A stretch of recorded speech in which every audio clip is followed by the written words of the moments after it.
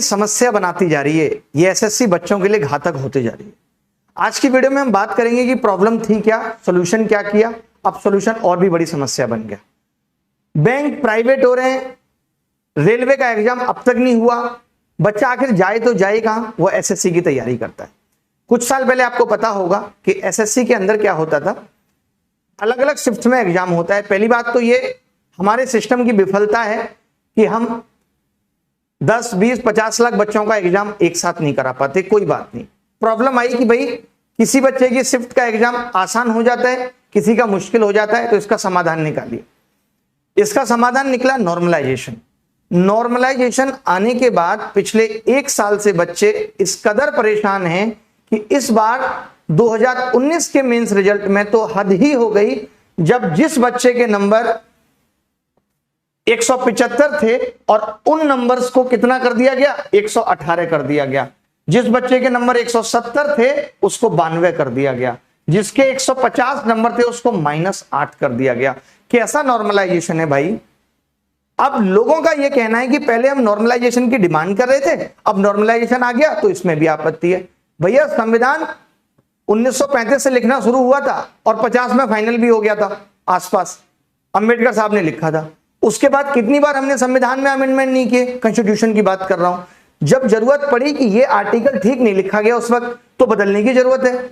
जरूरत कब पड़ी, जब प्रॉब्लम्स क्रिएट हुई। यही सेम हालत एसएससी के साथ है कि अगर नॉर्मलाइजेशन का फॉर्मूला बना भी दिया गया था, लेकिन तुम्हारे घटिया पेपर के स्तर सेट करने की वजह से अगर वो फेल हो गया तो क्या उसे बदला नहीं जा सकता था। इससे तुमने कितने बच्चों के घर के चिराग बुझा दिए, कितने बच्चों की जिंदगी तबाह कर दी। आपको मालूम होगा भी इलाहाबाद में एक बच्चा सुसाइड कर लेता है, ये कहते हो कि मेरी नौकरी नहीं लग पाई। हद कर दिया एसएससी ने।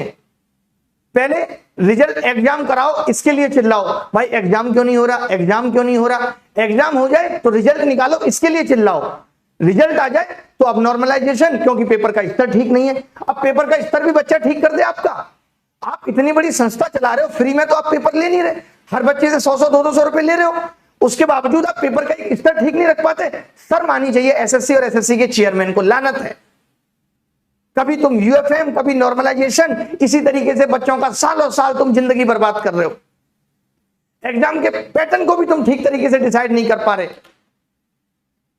चिल्ला चिल्ला कर बच्चा नौकरी, रिजल्ट, इन सब की डिमांड करते करते अपने जीवन के अमूल्य समय को बर्बाद कर रहा है। अब सॉल्यूशन क्या है। प्रॉब्लम, जो लोग इस वीडियो को देख रहे हैं, बहुत से बच्चे ऐसे होंगे जिनको अभी प्रॉब्लम नहीं पता। बेटा उन बच्चे से पूछो जो 3-3, 4-4 साल से तैयारी कर रहे थे। हर आदमी, बच्चा क्या करता है, अपना टारगेट बना लेता है। कितने बच्चे होते हैं वो टारगेट बना लेते हैं, यार ठीक है इतने नंबर पे एसएससी में सिलेक्शन हो जाता है, मैं 175 नंबर का ठीक ठीक करूंगा, उसके बाद मुझे लगता है कि गलत हो सकता है तो मैं नेगेटिव मार्किंग में नहीं जाऊंगा। ये वो बच्चे हैं जिन्होंने 175 नंबर का किया और इनके नंबर कहां पहुंच गए, 170 का किया, कहां पहुंच गए, 118, 192। क्या गलती है इस बच्चे की। अगर तुम बच्चों से एसएससी के पेपर में एबीसीडी पूछोगे और फिर ये उम्मीद करोगे 95 नंबर की एबीसीडी देके 5 नंबर राइटिंग के कि वो 100 में 100 ले आए, केवल यहां पे उन बच्चों के साथ ठीक हुआ जिनके नंबर 190 तक आए। मतलब 190, 189 वाला पागल है, 185 वाला पागल है, 180 वाले को कुछ नहीं आता। ये क्या वाहियात स्तर सेट कर रहे हो तुम पेपर का कि 180, 170 नंबर लाने वाला बच्चा 100 से नीचे चला गया, बल्कि 150 नंबर लाने वाला बच्चा माइनस में चला गया। ये तुम्हें दिखता नहीं है। भाई जिन भी बच्चों ये सोच रहे हैं कि हमारा पेपर है अगले महीने, हमें कोई मतलब नहीं है, तो मैं बता दूं एसएससी हर साल यही जुआ खेलता है। वो क्या करेगा, ये सब प्रॉब्लम तब बताएगा जब पेपर नजदीक होगा, ताकि बच्चे क्या करें, पेपर में बिजी हो जाएं। अगले साल सब कुछ ठीक रहेगा, इस बात की क्या गारंटी है। यूएफएम के बाद भी ये लगा था ना कि सब ठीक कर देंगे, लेकिन नहीं किया। अब अगले साल ठीक कर देंगे, इसकी क्या गारंटी है। आज तुम जो तैयारी में लगे हुए हो, अगर तुम 175 नंबर भी गणित में ले आए और तुम्हारी हालत यही हो गई, तब क्या करोगे, 1 साल और बर्बाद हो गया। तो क्या इस प्रॉब्लम को इसी वक्त ठीक करने की जरूरत नहीं है। क्या ये प्रॉब्लम इसी वक्त ठीक नहीं होनी चाहिए, होनी चाहिए और होके रहेगी। ट्विटर इन सबसे कुछ नहीं होने वाला। हम बच्चे को कहते रहे, वो भी बेचारा लॉकडाउन में मेहनत करता है, तब कहीं जाके सपने संजोता है कि मेरा सिलेक्शन होगा तो मैं भी अपने घर के स्तर को ऊंचा कर पाऊंगा। उन सब बच्चों के सपनों को तुमने चूर चूर कर दिया। और जो बच्चे ये समझ रहे हैं कि मैंने 125 नंबर लेके 198 करा लिए अपने, तो मेरा तो फायदा हो गया।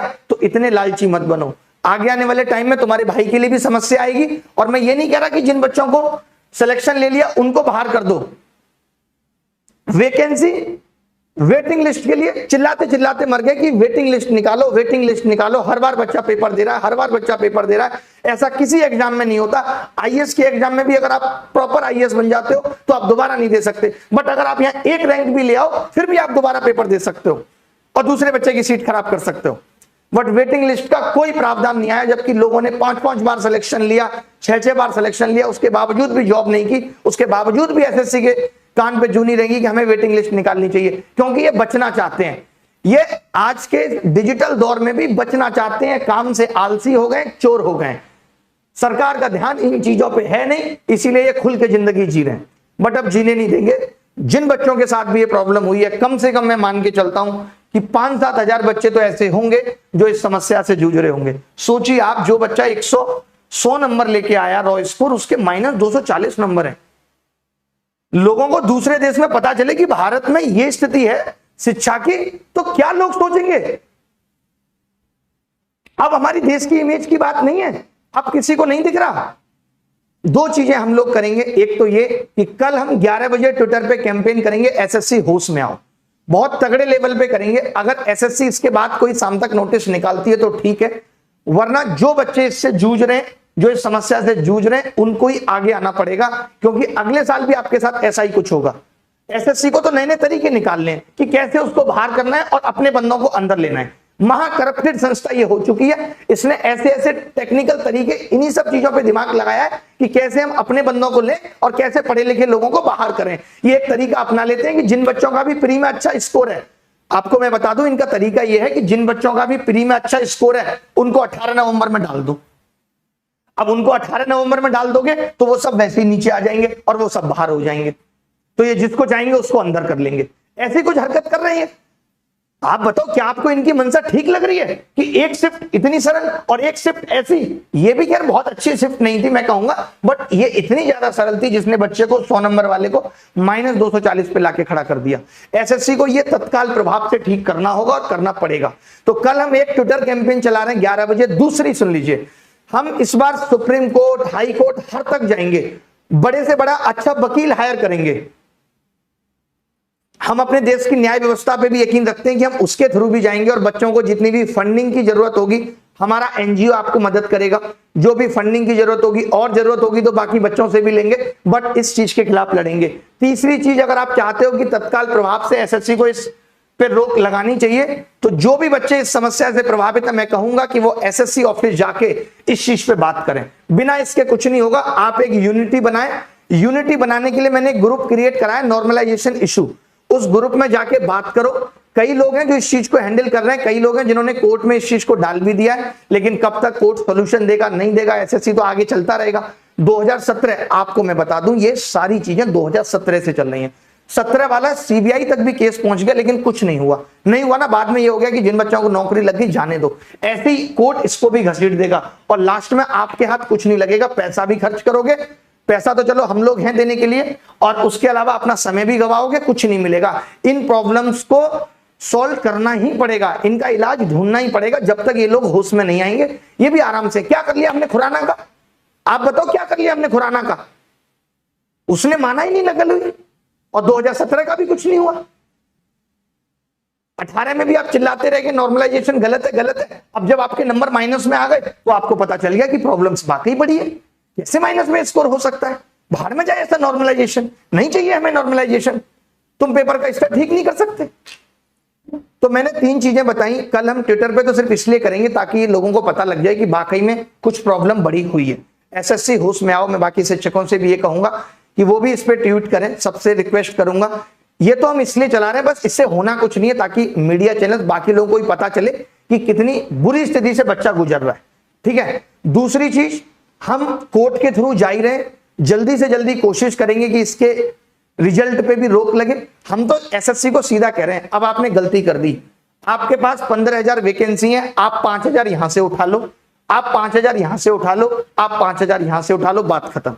आप मेंस दोबारा कराने की आपकी औकात नहीं है, और जो बच्चा सेलेक्ट हो जाएगा जिसको आपने नौकरी दे दी उससे नौकरी छीनना भी गलत है, अन्याय है कि आप दे चुके हो। हमारा कोर्ट भी ये कहता है कि जिसको लाभ मिल चुका उससे लाभ छीना नहीं जा सकता, अगर किसी को लाभ गलत भी दे दिया है तो।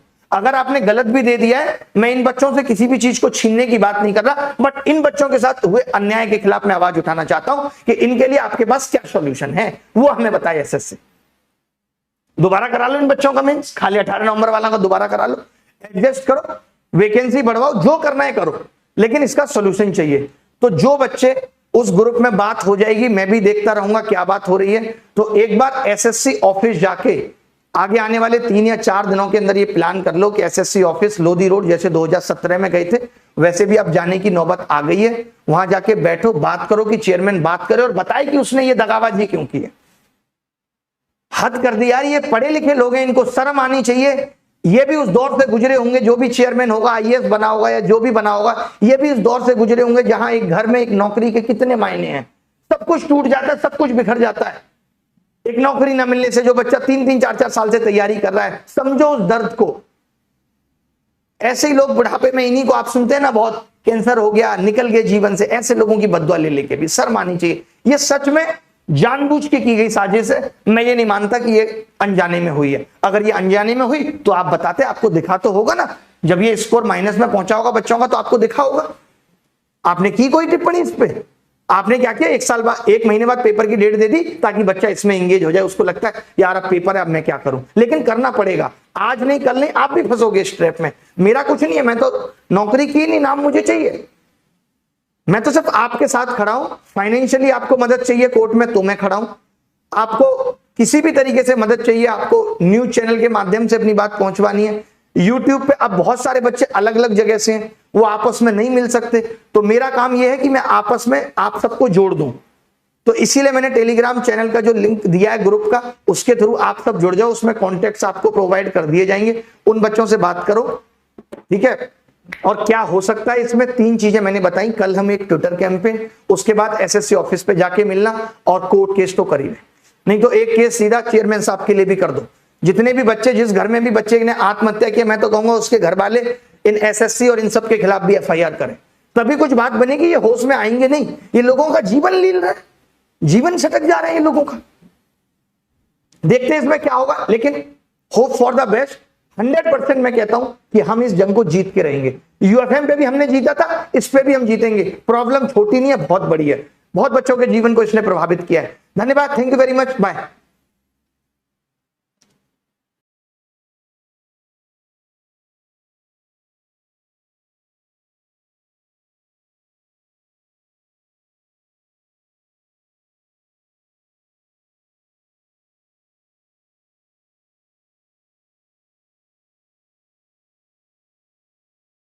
और एक बात और कहना रह गई थी कि इस वीडियो को ज्यादा से ज्यादा लोगों के पास तक पहुंचा देना, ताकि वो लोग भी ट्वीट करें और उनको भी पता चल जाए कि हमने प्रॉब्लम का क्या सॉल्यूशन ढूंढा है, ठीक है।